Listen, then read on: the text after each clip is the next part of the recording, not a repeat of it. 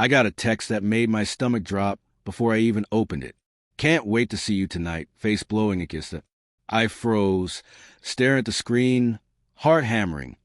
Not because it was from my wife, Emma, but because it wasn't. It wasn't from me. I should have ignored it. I should have walked away. But curiosity, or maybe suspicion, had its grip on me.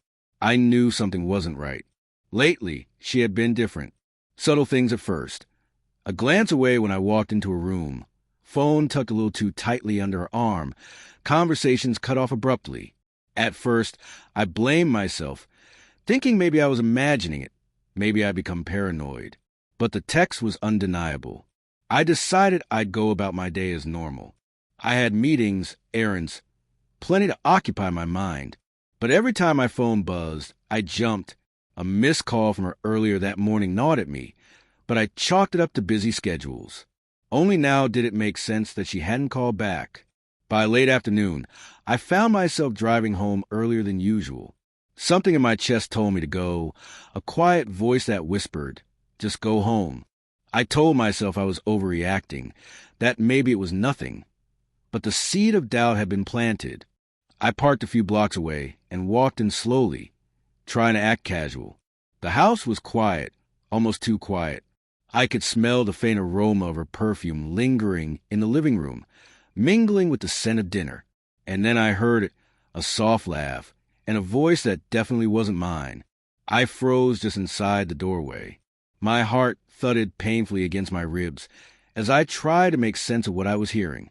Footsteps, a door clicking shut, muffled whispers.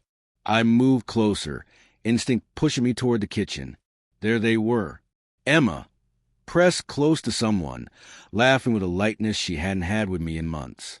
The casual touch of a hand on her shoulder, the way she leaned into him. It all struck me with the force of a punch. My brain struggled to keep up. My first thought wasn't rage, it was disbelief. This can't be happening. Not her. Not us. I backed out slowly, desperate to collect myself, and my eyes landed on the coffee table. Her phone, screen up, open to a conversation I wasn't meant to see. Messages full of inside jokes, late-night plans, promises she'd whispered to me just a week ago, but was now saying to someone else. Each word stabbed me like a shard of glass. I don't remember how long I stood there, frozen between wanting to storm in and confront her, and wanting to run away, disappear, pretend I'd imagined it all. But finally, I knocked on the kitchen door. The sound was small, almost timid, but it carried through the room like a bomb. They turned.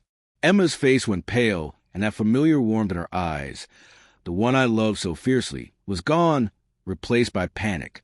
The man beside her looked guilty, caught mid-smile, and then they both scrambled for composure. "Hey!" I tried to keep my voice steady, but it cracked anyway. I didn't expect you back so early." Emma's mouth opened, closed, opened again. It's not what it looks like," she stammered. I laughed, bitter and hollow. "Not what it looks like. Really, Emma? You think I can't see what's happening right in front of me?" The room was silent, except for the faint hum of the refrigerator. The man shifted awkwardly, avoided my gaze, and Emma turned to him as if seeking guidance. But I didn't need guidance. I'd already seen enough to know everything. She tried again. It's complicated. I shook my head. Complicated? We built a life together, Emma. I thought that meant something. I thought we trusted each other. My voice dropped, trembling with the weight of heartbreak. And you just throw it all away? Her eyes filled with tears, and I could see the guilt there, the shame. But the sight didn't soften the blow. It made it sharper. Because I loved her. Because I had trusted her. Because I had imagined 1,000 tomorrows with her. And now every single one of them felt like a lie. "I'm sorry," she whispered, voice cracking. "I didn't mean for it to..." "Stop." My voice rose, not with anger now, but with the ache of loss. Don't try to explain it. Don't try to fix it.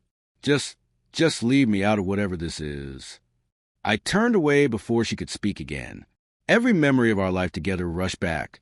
The small morning coffees, the lazy Sunday afternoons, the late-night talks about everything and nothing.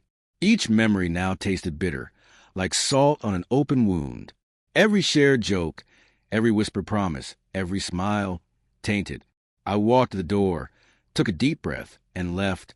Outside, the cold air hit my face, and I let myself finally cry, letting the betrayal, the heartbreak, and the disbelief pour out. It wasn't a dramatic scene, no shouting, no violence. Just a quiet realization that someone I had loved, someone I had trusted completely, had chosen to lie, to hide, to betray me in the most intimate way possible. Weeks passed. I didn't call her, didn't check her messages, didn't try to force closure.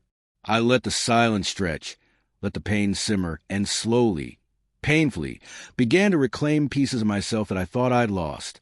I focused on my work, my friends, my own passions.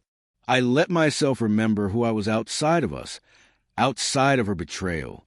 And when I finally saw her again months later, she looked different, ashamed, apologetic. But I didn't feel the same rush of anger or heartbreak. I felt clarity, a quiet strength that comes from surviving a storm without losing yourself completely. I don't know if she ever understood the depth of the damage she caused, and I stopped trying to make her see. What mattered was that I had survived it, that I had walked away with my dignity intact, and with the understanding that love cannot thrive on lies, no matter how convenient or comforting they might seem.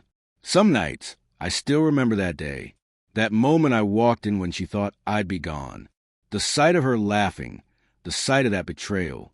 But now, it doesn't consume me. It reminds me of how fragile trust is, how fierce love can be, and how essential it is to protect yourself, even when it hurts the most. Because in the end, walking away wasn't giving up. It was reclaiming my life. And for the first time in a long while, I felt free.